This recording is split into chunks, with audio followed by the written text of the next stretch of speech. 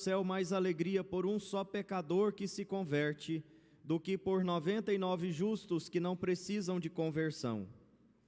E se uma mulher tem 10 moedas de prata e perde uma, não acende uma lâmpada, varre a casa e a procura cuidadosamente até encontrá-la?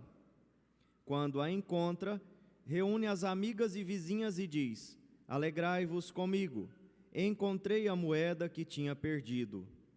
Por isso eu vos digo, haverá alegria entre os anjos de Deus por um só pecador que se converte. Palavra da salvação. Glória a vós, Senhor.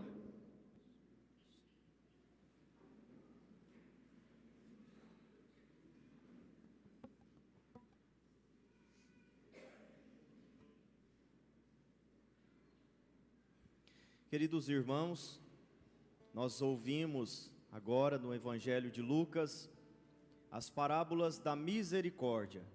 Nessa versão mais curta do Evangelho de hoje, eu li apenas 2 parábolas: a parábola da ovelha perdida e a parábola da moeda perdida.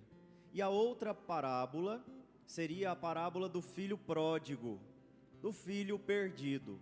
As 3 parábolas da misericórdia do Evangelho de Lucas, que inclusive só Lucas tem, os outros evangelistas não trazem essas parábolas, querem expressar para nós, nos dizer como é que Deus age com o pecador. Em primeiro lugar, Deus age indo ao encontro do pecador. Isso nós vimos nas 2 primeiras parábolas, as únicas que eu li. A ovelha se perdeu, o pastor deixa as 99 e vai atrás daquela que se perdeu até encontrá-la. Evidente que ele não deixa as 99 desprotegidas, largadas. Ele não ignora as 99. Às vezes a sensação que dá quando nós ouvimos esse evangelho é que Deus não sabe fazer conta, né? Porque abre mão de 99 ovelhas por causa de uma. Não é isso que acontece. Ele quer as 100 ovelhas. As 100 ovelhas são dele. As 100 ovelhas pertencem ao pastor.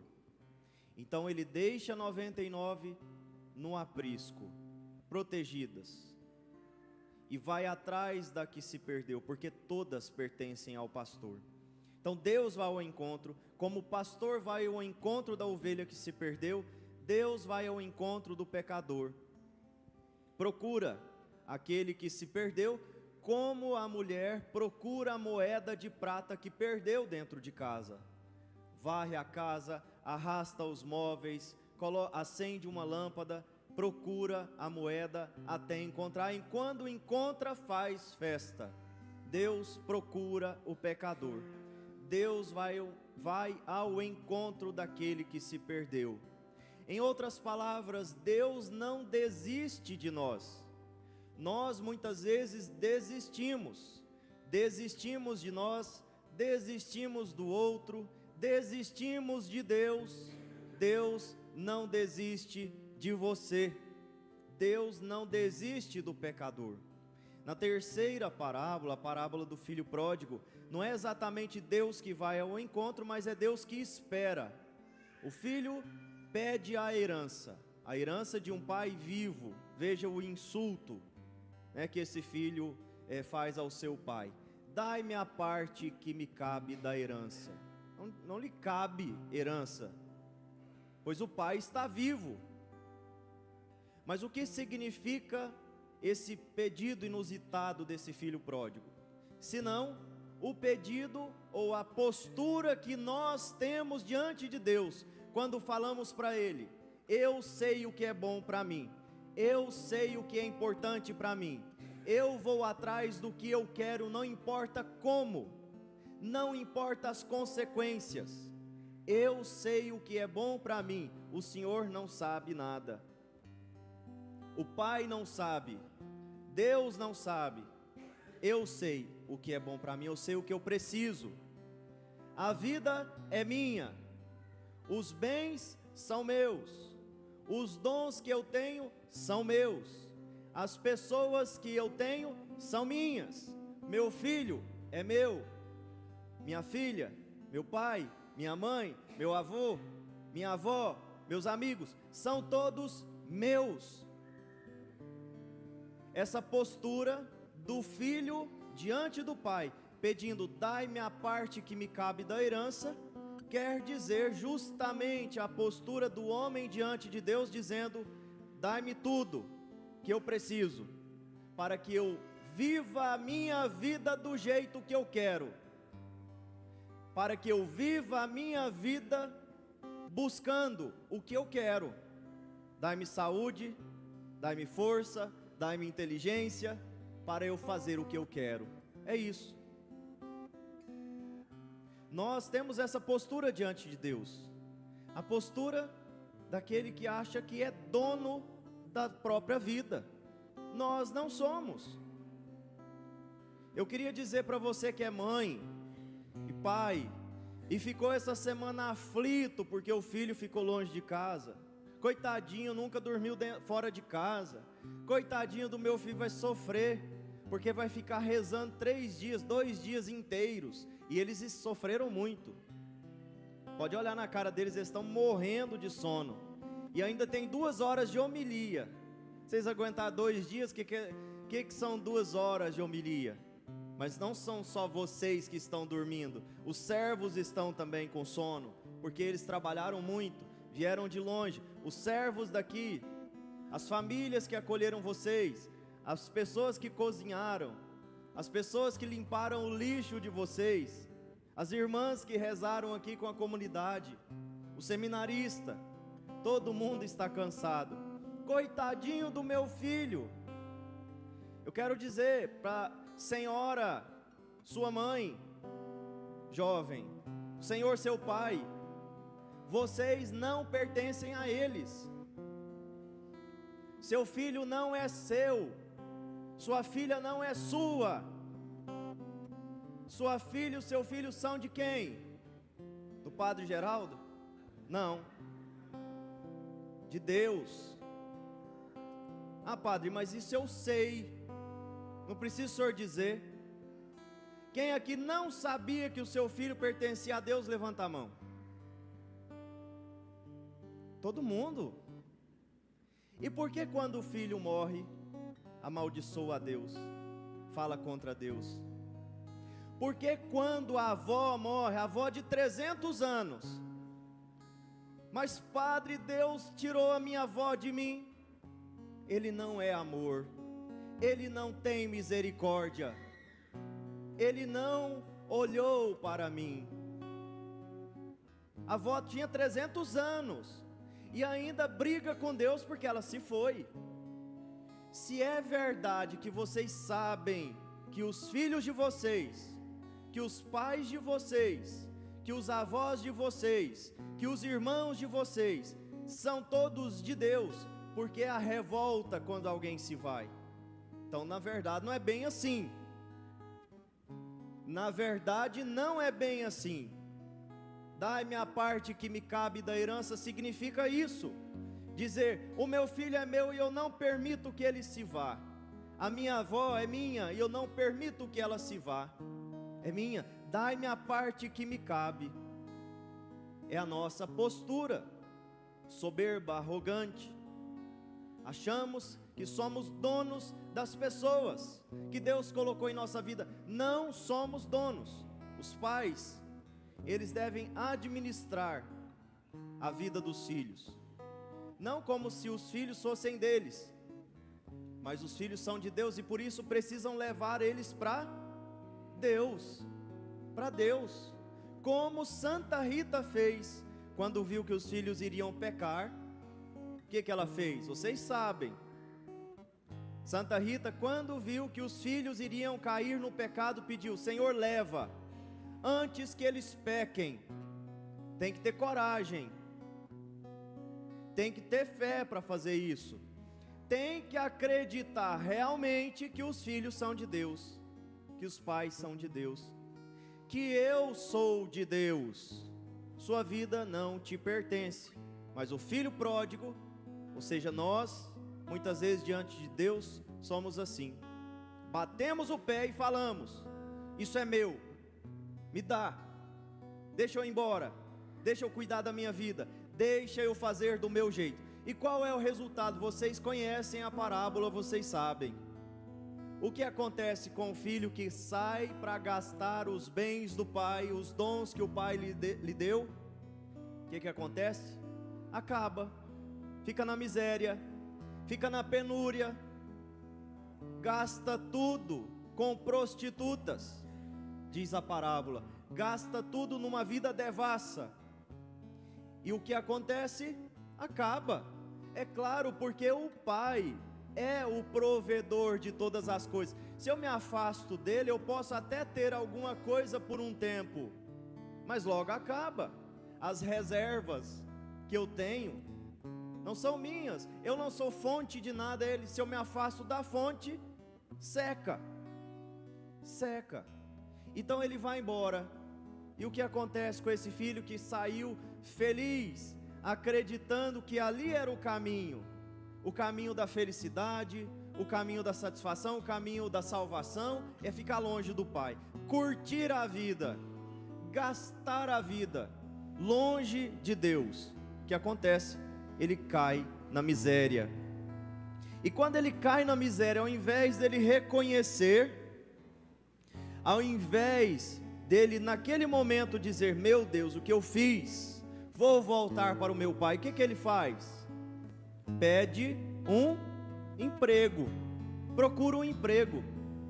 E aí o que estava ruim ficou pior. O que estava ruim ficou pior.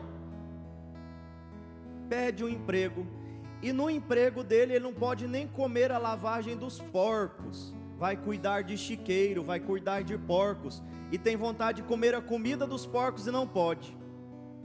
É assim quando nós insistimos no pecado, quando nós insistimos em fazer do nosso jeito.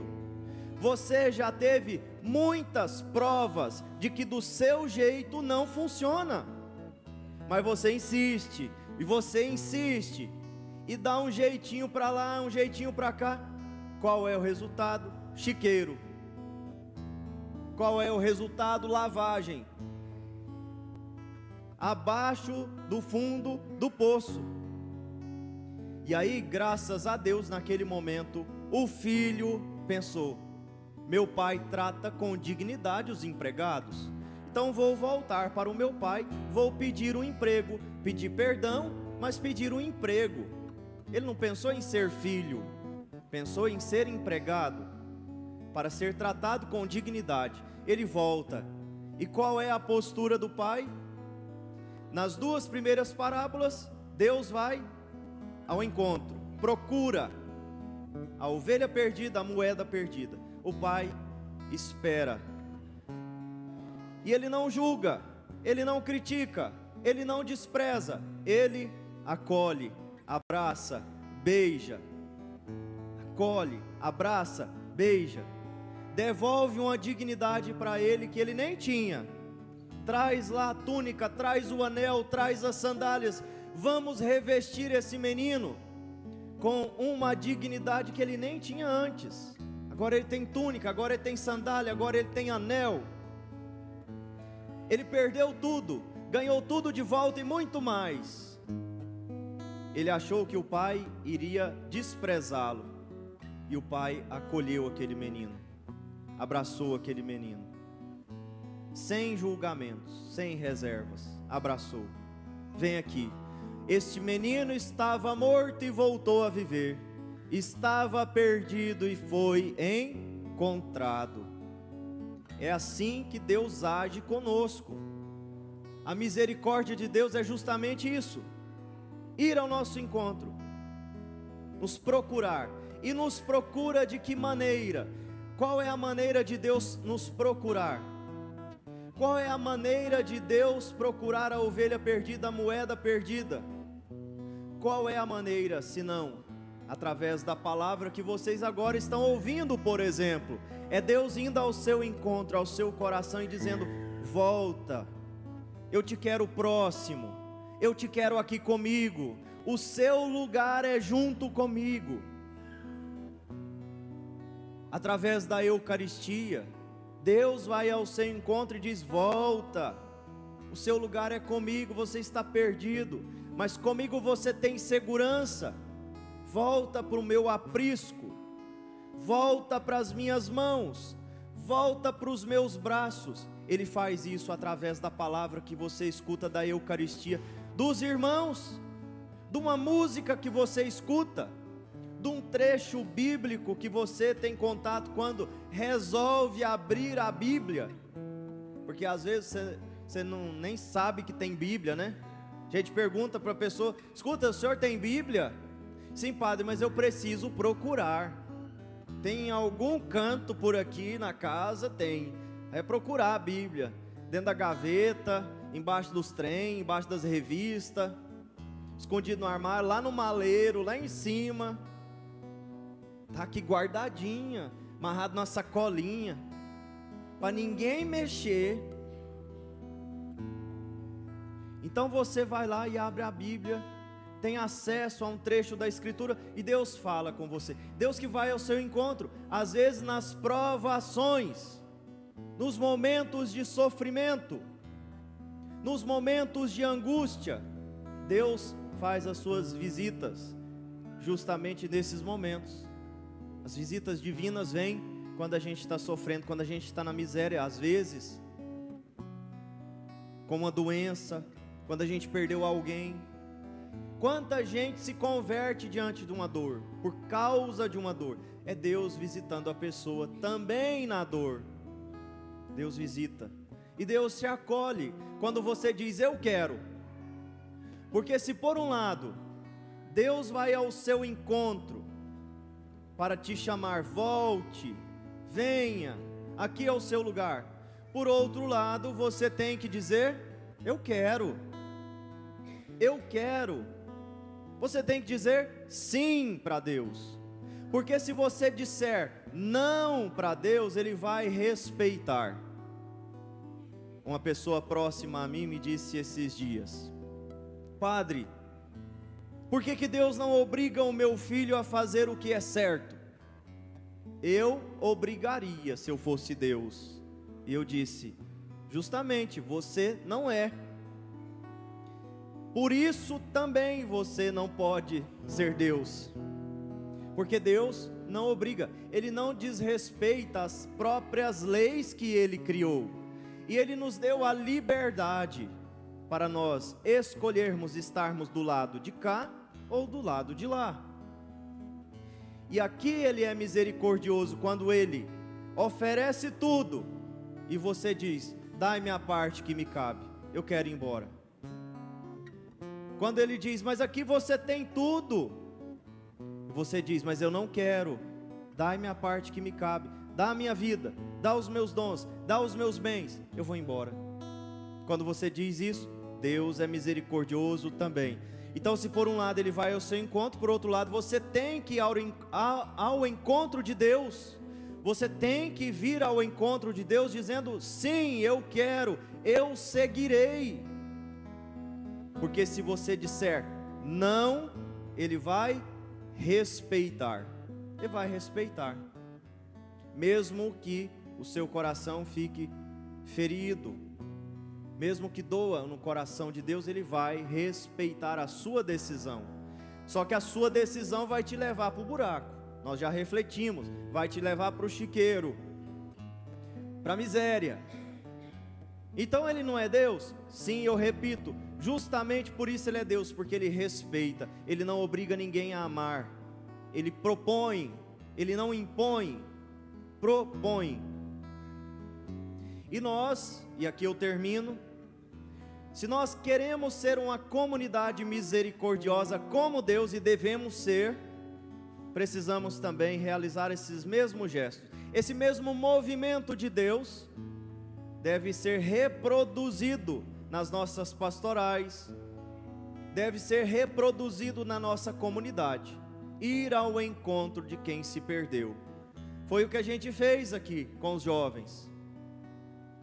Nós propomos, insistimos, convidamos, ligamos, ameaçamos.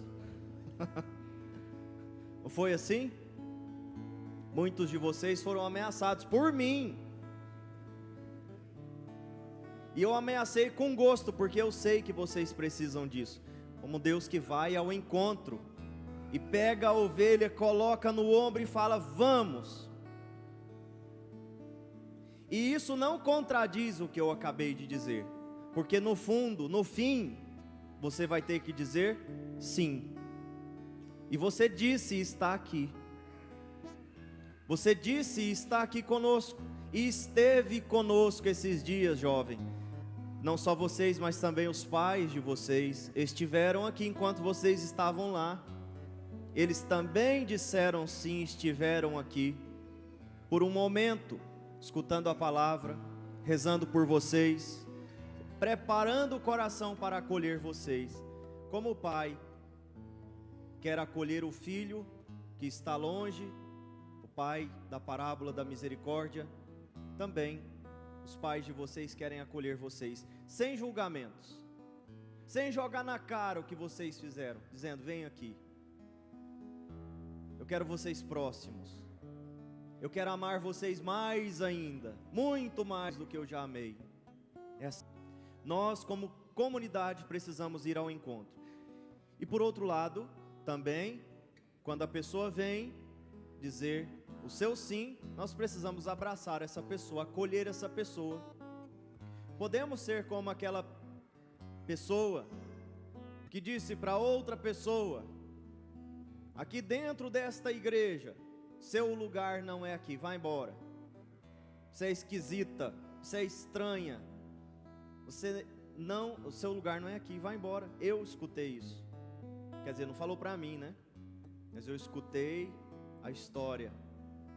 A gente não pode fazer isso. O que adianta ir ao encontro, procurar-se, quando a pessoa vem, a gente vira as costas e faz birra, e faz cara feia, e diz: eu não quero você mais, estou magoado, estou chateado, estou de mal, porque você me desobedeceu, fez coisa errada. Não, a atitude da comunidade, de uma comunidade misericordiosa, é essa, esse mesmo movimento de Deus, ir ao encontro, abraçar quando a pessoa vem. É assim que nós devemos fazer, meus irmãos. Queridos irmãos, esse domingo especial por vários motivos. Especial porque é domingo, e todo domingo é especial porque é o dia do Senhor, é o dia de celebrarmos a ressurreição de Jesus. Especial porque os jovens